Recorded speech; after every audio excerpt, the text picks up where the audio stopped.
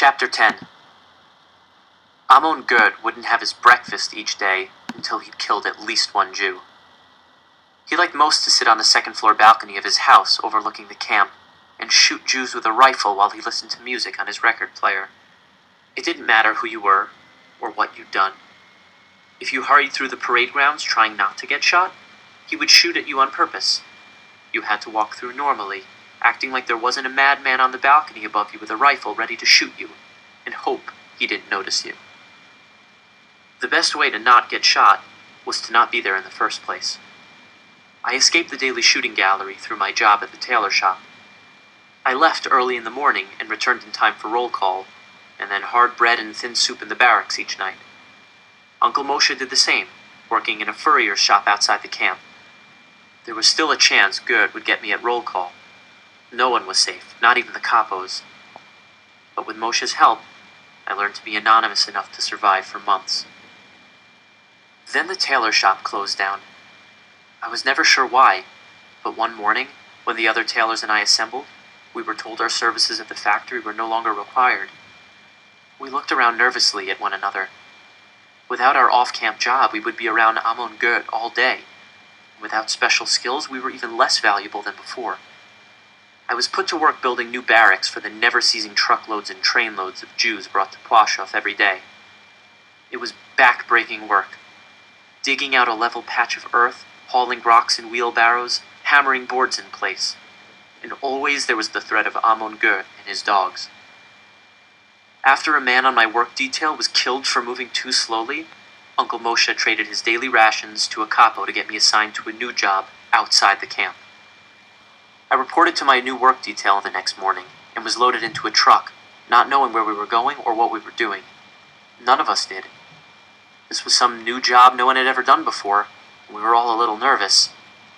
There was always a chance that our work would be to dig graves in the woods, and then be shot to fill them. The truck bounced to a stop, and the Nazis ordered us out. But it wasn't the woods we had been taken to, or another factory. It was the Krakow ghetto. We looked at one another in wonder. Why had we been brought back to the ghetto? A guard at the gate on Lavoska Street let us through, and we saw right away what was different. There were no more people. No one was on the streets, and no one was in the houses. The whole ghetto had been liquidated after I'd left. There was no sign of life anywhere. "The entire ghetto must be cleaned," one of the Nazis told us. "There must be no taint of Jews left." We were told how to search each flat for anything of value, and how to sort what was left into piles on the floor for removal and disposal. Clothes should be sorted in one way, household items in another. We were to take nothing out with us under penalty of death. As I walked the empty streets of Podgorze, my chest felt heavy. I was overwhelmed with memories. I hadn't been gone long. The last few years I had lived here had been a nightmare. But what I remembered wasn't the snow shoveling, and the shootings, and the starvation.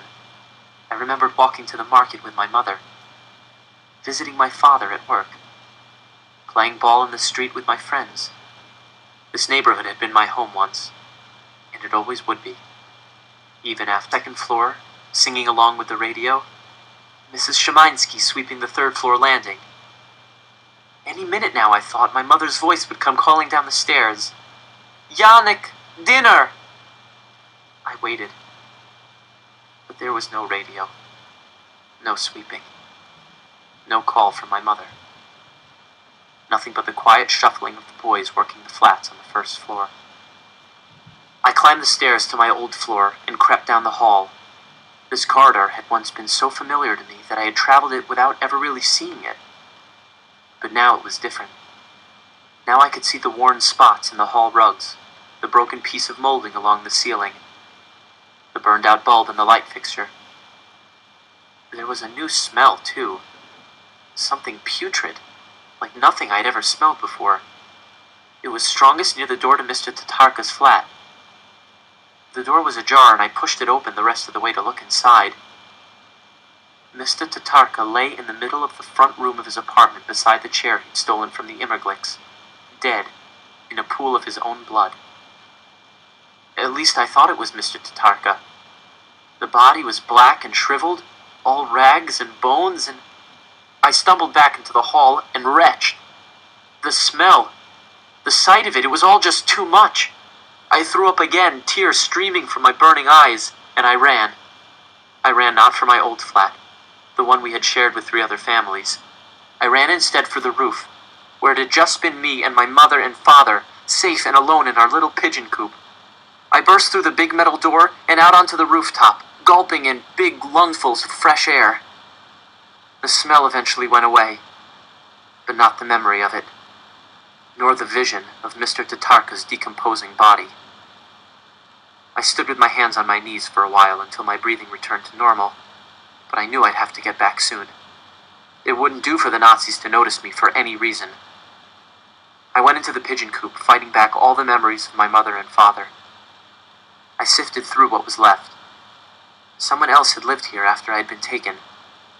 There was a tattered scarf I didn't remember, and a red blanket that hadn't been mine. But my father's old coat was still there in the corner. I knew I couldn't take it with me, but I picked it up and put it on, more to remember the smell of him than anything. It fit me better than it ever had, and I realized suddenly that even though I was thin and starving, I had still grown.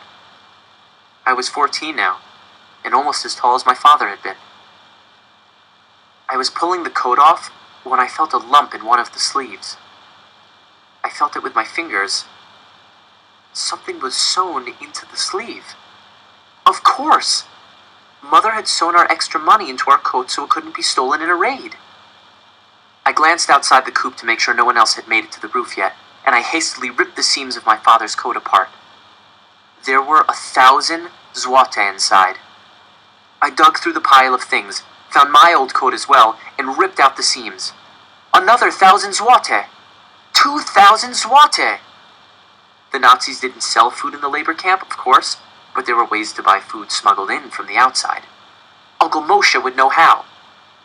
Using a needle and thread of my mother's that had been left behind, I tore out one of the seams in my prisoner coat and sewed the money inside. I knew how to sew beautifully now from my work in the tailor shop. I finished quickly and was pleased with my work. Only the closest examination would find the money hidden inside. I hurried to put the rest of the few things in the pigeon coop into piles, in case someone did come up here to clean up, and went back down to find the boys for my work detail. They had already made it to the top floor, and I joined in with the group, cleaning out my family's old flat, carefully avoiding Mr. Tatarka's apartment. We worked the rest of the day, putting clothes in one pile, household goods in another. I always went for the clothes first, running my hands along the seams to see if anyone else had had the same idea as my mother, and once found a pair of diamond earrings. I hooked them inside my jacket under my arms, and hoped they wouldn't fall out. Uncle Moshe and I were going to eat well tonight. All the way back to the camp, I worried I would be discovered. But the guards either didn't think we would try to sneak anything back in, or figured there wasn't anything left of value in the ghetto to smuggle. For the most part, they were right. More than just the people had been taken from the ghetto. 2 years of imprisonment and starvation and raids had bled the ghetto dry of almost anything worth owning. As we assembled for roll call, I whispered for Uncle Moshe to come to my barracks at dinner. I also asked him what the score was. Gert 19, Jews 0. He whispered back. It was a good day to get you out of the camp. I nodded. A very good day indeed.